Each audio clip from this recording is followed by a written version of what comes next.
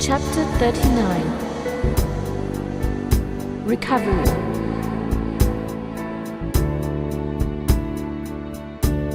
Shakan spent some agreeable moments during the course of his recuperation.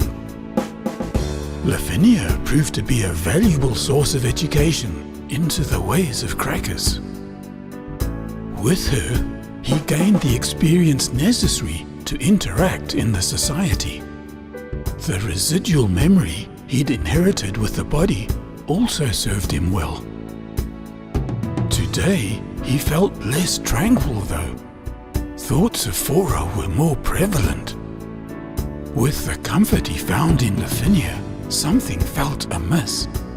This was a new life, but he couldn't deny the tie he felt. It was more a transition than a new life.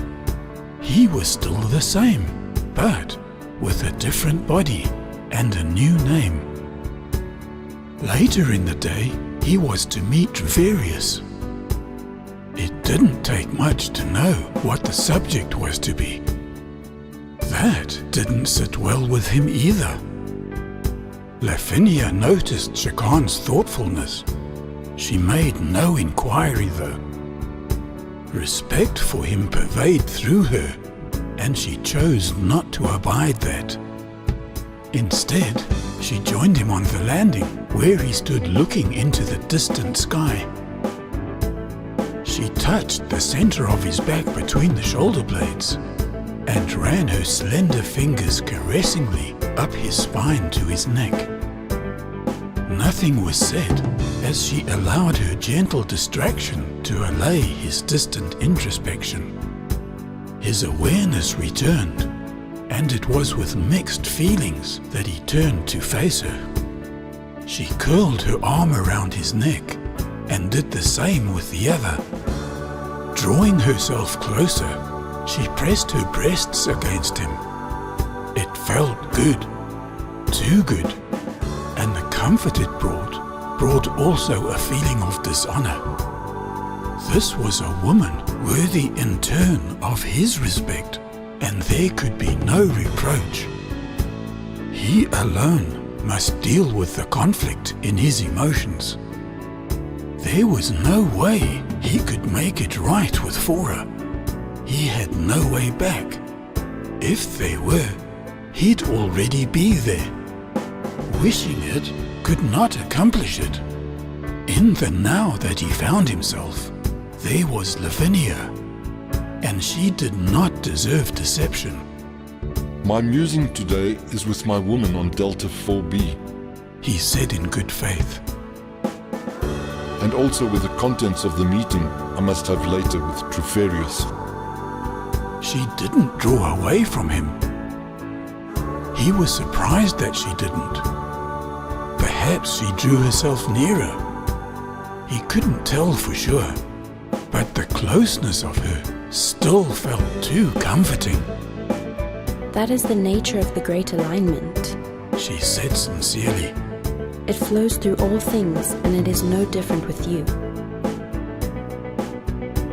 She looked up at him, and seeing little change in his expression, realized that there was more he hadn't said.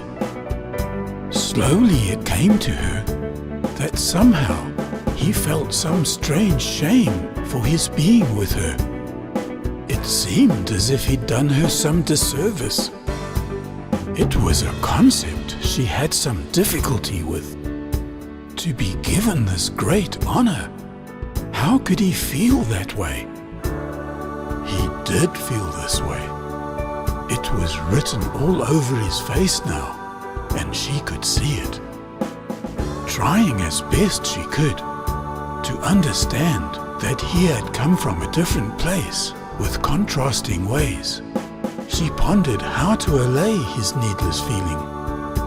Perhaps, she thought, she should just tell him the obvious, regardless of how evident it was. She smiled up at him and began. It has been a great honor to serve you, and it is true that I have grown to have this feeling for you. In your service and the privilege of having been chosen as your consort, I thank you for the honor so bestowed. Happy will be the day you are reunited with Fora, for I will remember the role I was afforded to make it so. The joy of you both will be with me likewise.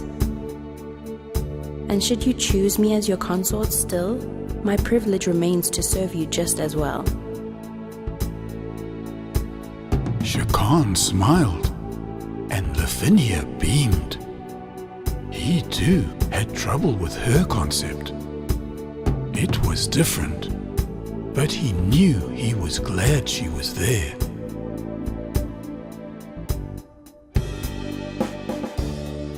You are a different man, Shakan, to the Shakan that was before, and I know you no longer wish to fight. It troubles you, for Drufarius is your friend. Not fighting will be bad for him, but rest assured, whatever you choose to do, I'll stand by and remain here for you. Lavinia had made his decision easier. Although he had the adoration, Shakan's magnificent body, and the residual memory, it wasn't enough. The experience of actually wielding a sword and going through the motions of real combat was an important ingredient he didn't have. Besides that, he didn't have the temperament to injure anyone.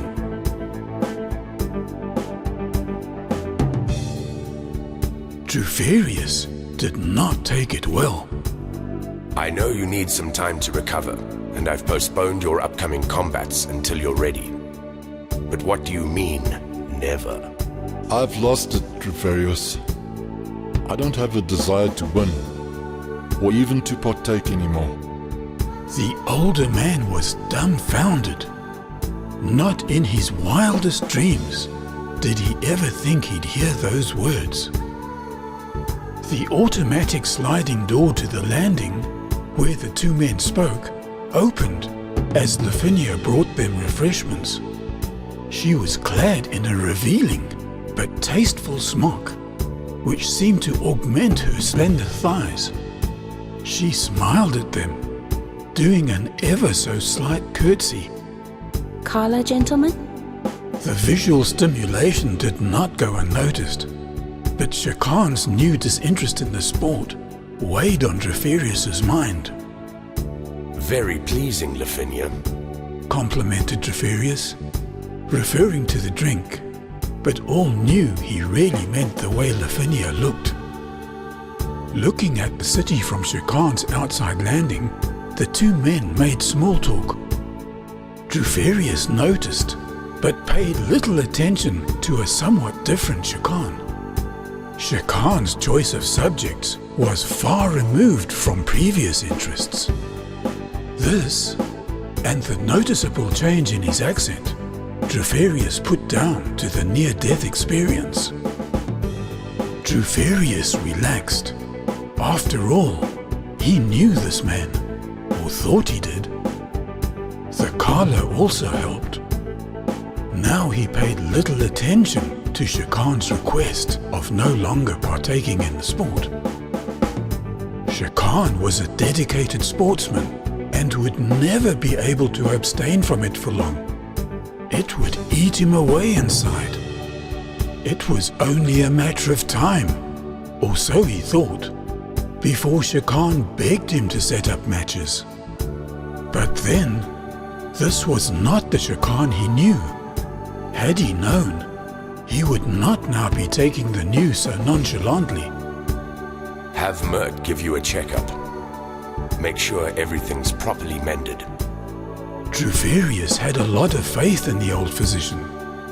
He would surely straighten this all out. Shakan didn't object, although under conditions he was more accustomed to, he would have. There had been something curiously interesting about Mert's demeanor when first being examined by him. The subject of Shakan's lack of participation in the sport was dispensed with. Shakan's silent acknowledgement was enough to satisfy Drufarius. He knew well not to press the champion. The seeds had been planted, and now only needed time to be nurtured to grow. Later, Drufarius made his departure. The change in Shakan, but for his disinterest in the sport, he found refreshing. Somehow he seemed more alert. Presuming the wild animals still to be present, it was now with greater cunning. Shakan too reflected on their get-together. After the initial awkwardness of his assertion had subsided, he found a mutual respect for the man who was his manager. Lavinia had helped, and she too was pleased it had gone well. This is a good conclusion. She confirmed. In the past, your manager did well by me in my quest to serve you. Now that the new you perceives his good nature more acutely, it pleases me and is surely welcome to the great alignment. How did you come to be one who followed such a quest? Shakan's growing like for the girl showed. Her delight in his interest took her back to a not-too-distant youth, one by her evident pleasure in recounting to him she cherished a great deal. Why would I not? She started. It is every young girl's dream to serve a combatant. Auditions are arduous and selective through countless hopeful candidates. Mostly, by their numbers, they are sadly eliminated. Having little to set me aside from the overwhelming competition, it seemed to me that I was to be one of those many disappointed entrants. For outstandingly beautiful girls, the like of which I had never seen, stood all around me.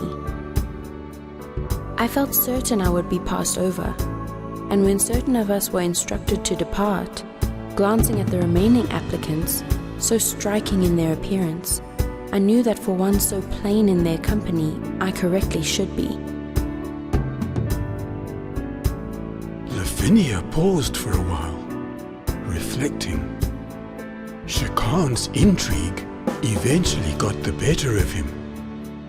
Please continue, he requested. Mert, the physician, was in attendance. The earlier thoughts Shakan had pondered over regarding Mert resurfaced. He was already an old man, respected and valued to ascertain the suitability and health of those chosen. Like other assessors present, he showed little regard for me. What happened? Urged Shakan. He was evidently reviewing some administrative notes as I passed him to exit the auditorium. He seemed to notice my green and scarlet consort suit, and for some reason asked me my name. On informing him, he twitched. It was with a look of disbelief that transformed his manner in my favor. He told me there and then that I would make an outstanding combatant's consort, should never change my colors, and that he would see to it that I was selected.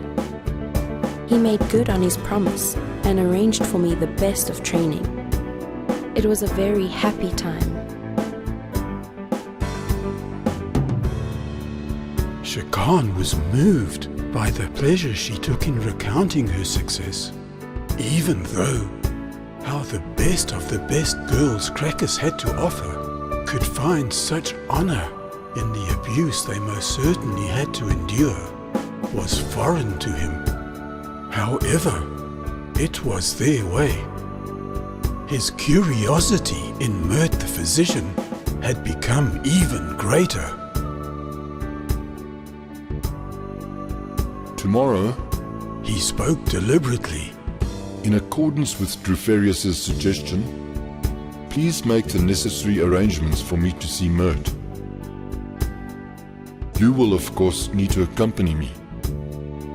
Her face glowed a little more, with an ever so slight frown appearing at the corners of her mouth, as she considered Shakan's requirement. Why is it that you do not have him see you here? He realized with his position, it was probably the more correct procedure. It would please me well to experience more of the culture and become better acquainted with life on Crackers. Enough time has been spent in this room and viewing the city from the landing. With his ability, he could do this at any time from the comfort of his plush hotel suite. But he had a desire to feel the pulse of the world outside. His first impression of a mundane society had altered somewhat with the few people he'd interacted with. Getting his hands soiled in participation would be stimulating after the stifling existence of Delta 4B. The residual memory he'd inherited with the body had indicated that Crackers was governed by a monarch who was trusted to correctly administer. Lavinia didn't place much score in it. When questioned, she'd said it wasn't important. Perhaps it wasn't, as long as degradation to an extent such as on Delta 4B was not abided. Not too surprisingly, Mert had agreed to drop everything to see Shakan the next day. Lavinia excitedly set aside some attire for Shakan to wear on the outing. She chose the appropriate clothing for a combatant, and the champion she felt he still was. It didn't fit with his taste though, being altogether too gaudy. Tactfully he requested something more in keeping with what everyday people wore. She was hard-pressed to find something within Shakan's clothing for this. With a growing understanding of the new Shakan, she sent out for something to be delivered to his suite. His approval of her choice met with her pleasure. It wasn't difficult for her to find something to wear in accordance with Shakan's taste.